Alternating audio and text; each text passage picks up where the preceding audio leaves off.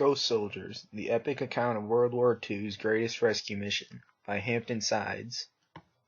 Wade Hampton Sides attended college at Yale and got his bachelor's degree in liberal arts. He is the author of other bestsellers such as Americana, Hellhound on His Trail, Blood and Thunder, and other works of narrative history. Sides is an editor for Outside Magazine and has also done work for National Geographic, The New Yorker, Esquire, Men's Journal, and The Washington Post. His magazine work has been nominated twice for National Magazine Awards for feature writing. In the book, Sides talks about the valiant attempt made during World War II to save the prisoners of a prisoner of war camp in Cabanatuan. On January 28, 1945, 121 hand-selected troops from the elite U.S. Army Ranger 6th Battalion slipped behind enemy lines in the Philippines. Their mission was to march 30 miles in an attempt to rescue 513 American, British, and Filipino POWs who had spent 3 years in a camp near the city of Cabanatuan.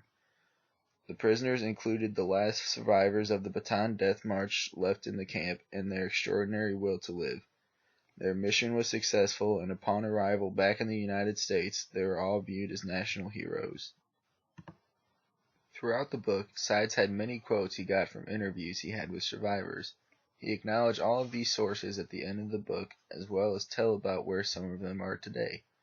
He states that all of the information he put down in the book was information he gathered while conducting interviews with the survivors of the Ranger Battalion and the Bataan Death March.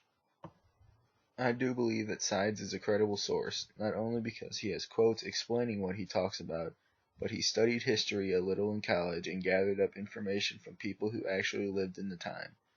By having actual accounts taken from people, I think it boosts his credibility tremendously, and there's no reason we should doubt what he says.